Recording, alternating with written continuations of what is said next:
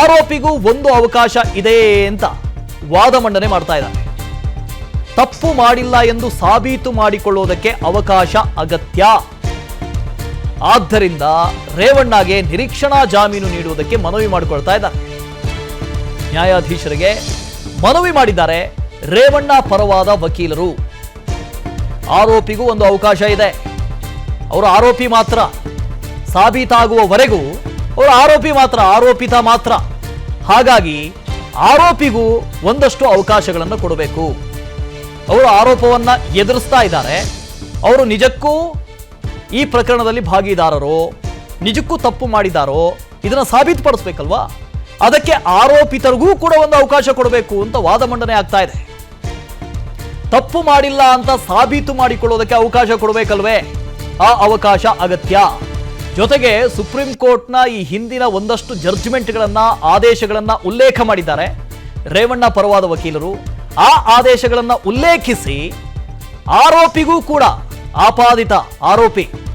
ಆಪಾದಿತ ಮಾತ್ರ, ಅವರಿಗೂ ಕೂಡ ತಮ್ಮ ಸ್ಟ್ಯಾಂಡ್ ಅನ್ನ ಪ್ರಚುರಪಡಿಸೋದಕ್ಕೆ, ಜೊತೆಗೆ ತಾನು ಆರೋಪಿ ಅಲ್ಲ ಅಂತ ಸಾಬೀತುಪಡಿಸೋದಕ್ಕೆ ಒಂದು ಅವಕಾಶ ಕೊಡಬೇಕು ಅಂತ. ಇತ್ತ ಜಾಮೀನು ಅರ್ಜಿ ವಿಚಾರಣೆ, ರೇವಣ್ಣಗೆ ಟೆನ್ಷನ್.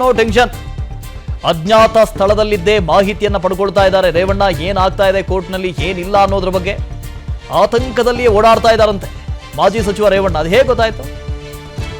ಇತ್ತ ಜಾಮೀನು ಅರ್ಜಿ ವಿಚಾರಣೆ ಆಗ್ತಾ ಇದೆ, ರೇವಣ್ಣಗೆ ಟೆನ್ಷನ್. ಅವ್ರು ಎಲ್ಲಿದ್ದಾರೆ, ಏನ್ ಕತೆ ಅಂತ ಗೊತ್ತಿಲ್ಲ, ಅಜ್ಞಾತ ಸ್ಥಳದಲ್ಲಿದ್ದಾರೆ, ಅದಂತೂ ಸತ್ಯ. ಜೊತೆಗೆ ಬಹಳ ದೂರನೂ ಇಲ್ಲ. ಯಾಕೆ ಹೇಳಿ? ವಕೀಲರೇ ಹೇಳಿದ್ದಾರೆ ನೀವು ಜಾಮೀನು ಕೊಟ್ಟರೆ 5:45ಕ್ಕೆ ಅವ್ರು ಬಂದು ಹಾಜರಾಗ್ತಾರೆ ಅಂತ. 4 ಗಂಟೆ ಆಯ್ತು ಈಗಲೇ. ಇನ್ನೂ 1:45 ಅವರಲ್ಲಿ ಅವ್ರು ಬಂದೇ ಬಿಡ್ತಾರೆ ನೀವೆಲ್ಲಾದ್ರೂ ಜಾಮೀನು ಕೊಟ್ರೆ. ಹಾಗಾಗಿ ಬಹಳ ದೂರನೂ ಹೋಗಿಲ್ಲ.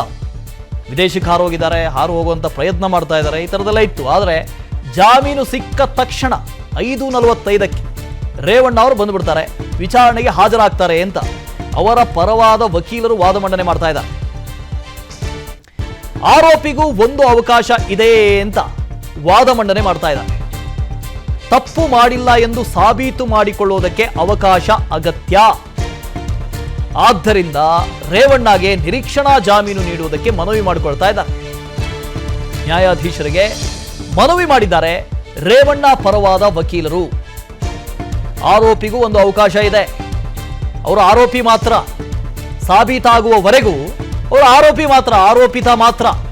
ಹಾಗಾಗಿ ಆರೋಪಿಗೂ ಒಂದಷ್ಟು ಅವಕಾಶಗಳನ್ನು ಕೊಡಬೇಕು. ಅವರು ಆರೋಪವನ್ನ ಎದುರಿಸ್ತಾ ಇದ್ದಾರೆ. ಅವರು ನಿಜಕ್ಕೂ ಈ ಪ್ರಕರಣದಲ್ಲಿ ಭಾಗಿದಾರರೋ, ನಿಜಕ್ಕೂ ತಪ್ಪು ಮಾಡಿದಾರೋ ಇದನ್ನ ಸಾಬೀತುಪಡಿಸಬೇಕಲ್ವಾ? ಅದಕ್ಕೆ ಆರೋಪಿತರಿಗೂ ಕೂಡ ಒಂದು ಅವಕಾಶ ಕೊಡಬೇಕು ಅಂತ ವಾದ ಮಂಡನೆ ಆಗ್ತಾ ಇದೆ. ತಪ್ಪು ಮಾಡಿಲ್ಲ ಅಂತ ಸಾಬೀತು ಮಾಡಿಕೊಳ್ಳೋದಕ್ಕೆ ಅವಕಾಶ ಕೊಡಬೇಕಲ್ವೇ? ಆ ಅವಕಾಶ ಅಗತ್ಯ. ಜೊತೆಗೆ ಸುಪ್ರೀಂ ಕೋರ್ಟ್ನ ಈ ಹಿಂದಿನ ಒಂದಷ್ಟು ಜಡ್ಜ್ಮೆಂಟ್ಗಳನ್ನ, ಆದೇಶಗಳನ್ನ ಉಲ್ಲೇಖ ಮಾಡಿದ್ದಾರೆ ರೇವಣ್ಣ ಪರವಾದ ವಕೀಲರು.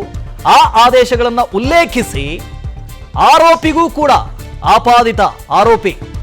ಆಪಾದಿತ ಮಾತ್ರ, ಅವರಿಗೂ ಕೂಡ ತಮ್ಮ ಸ್ಟ್ಯಾಂಡ್ ಅನ್ನ ಪ್ರಚುರಪಡಿಸೋದಕ್ಕೆ, ಜೊತೆಗೆ ತಾನು ಆರೋಪಿ ಅಲ್ಲ ಅಂತ ಸಾಬೀತುಪಡಿಸೋದಕ್ಕೆ ಒಂದು ಅವಕಾಶ ಕೊಡಬೇಕು ಅಂತ. ಇತ್ತ ಜಾಮೀನು ಅರ್ಜಿ ವಿಚಾರಣೆ, ರೇವಣ್ಣಗೆ ಟೆನ್ಷನ್. ಅಜ್ಞಾತ ಸ್ಥಳದಲ್ಲಿದ್ದೇ ಮಾಹಿತಿಯನ್ನ ಪಡ್ಕೊಳ್ತಾ ಇದ್ದಾರೆ ರೇವಣ್ಣ. ಏನಾಗ್ತಾ ಇದೆ ಕೋರ್ಟ್ನಲ್ಲಿ, ಏನಿಲ್ಲ ಅನ್ನೋದ್ರ ಬಗ್ಗೆ ಆತಂಕದಲ್ಲಿಯೇ ಓಡಾಡ್ತಾ ಇದ್ದಾರಂತೆ ಮಾಜಿ ಸಚಿವ ರೇವಣ್ಣ. ಅದು ಹೇಗೆ ಗೊತ್ತಾಯ್ತು? ಇತ್ತ ಜಾಮೀನು ಅರ್ಜಿ ವಿಚಾರಣೆ ಆಗ್ತಾ ಇದೆ, ರೇವಣ್ಣಗೆ ಟೆನ್ಷನ್. ಅವ್ರು ಎಲ್ಲಿದ್ದಾರೆ, ಏನ್ ಕತೆ ಅಂತ ಗೊತ್ತಿಲ್ಲ, ಅಜ್ಞಾತ ಸ್ಥಳದಲ್ಲಿದ್ದಾರೆ, ಅದಂತೂ ಸತ್ಯ. ಜೊತೆಗೆ ಬಹಳ ದೂರನೂ ಇಲ್ಲ. ಯಾಕೆ ಹೇಳಿ? ವಕೀಲರೇ ಹೇಳಿದ್ದಾರೆ ನೀವು ಜಾಮೀನು ಕೊಟ್ಟರೆ 5:45ಕ್ಕೆ ಅವ್ರು ಬಂದು ಹಾಜರಾಗ್ತಾರೆ ಅಂತ. 4 ಗಂಟೆ ಆಯ್ತು ಈಗಲೇ. ಇನ್ನೂ 1:45 ಅವರಲ್ಲಿ ಅವ್ರು ಬಂದೇ ಬಿಡ್ತಾರೆ ನೀವೆಲ್ಲಾದ್ರೂ ಜಾಮೀನು ಕೊಟ್ರೆ. ಹಾಗಾಗಿ ಬಹಳ ದೂರನೂ ಹೋಗಿಲ್ಲ. ವಿದೇಶಕ್ಕೆ ಹಾರು ಹೋಗುವಂತ ಪ್ರಯತ್ನ ಮಾಡ್ತಾ ಇದ್ದಾರೆ. ಈ ಥರದೆಲ್ಲ ಇತ್ತು. ಆದರೆ ಜಾಮೀನು ಸಿಕ್ಕ ತಕ್ಷಣ 5:45ಕ್ಕೆ ರೇವಣ್ಣ ಅವರು ಬಂದುಬಿಡ್ತಾರೆ, ವಿಚಾರಣೆಗೆ ಹಾಜರಾಗ್ತಾರೆ ಅಂತ ಅವರ ಪರವಾದ ವಕೀಲರು ವಾದ ಮಂಡನೆ ಮಾಡ್ತಾ ಇದ್ದಾರೆ. ಅನುಕ್ಷಣದ ಸುದ್ದಿಗಳಿಗಾಗಿ ವಿಸ್ತಾರ ನ್ಯೂಸ್ ಯೂಟ್ಯೂಬ್ ಚಾನೆಲ್ ಸಬ್ಸ್ಕ್ರೈಬ್ ಮಾಡಿ. ಹೊಸ ಸುದ್ದಿಗಳ ನೋಟಿಫಿಕೇಶನ್ಗಾಗಿ ಬೆಲ್ ಐಕಾನ್ ಕ್ಲಿಕ್ ಮಾಡಿ. ಲೇಟೆಸ್ಟ್ ಅಪ್ಡೇಟ್ಸ್ಗಾಗಿ www.vistaranews.com ವೆಬ್ಸೈಟ್ಗೆ ವಿಸಿಟ್ ಮಾಡಿ. ಅಂಗೈಯಲ್ಲೇ ಜಗತ್ತಿನ ಸುದ್ದಿ ತಿಳಿಯಲು ವಿಸ್ತಾರ ನ್ಯೂಸ್ ಕನ್ನಡ ಆಪ್ ಡೌನ್ಲೋಡ್ ಮಾಡಿ.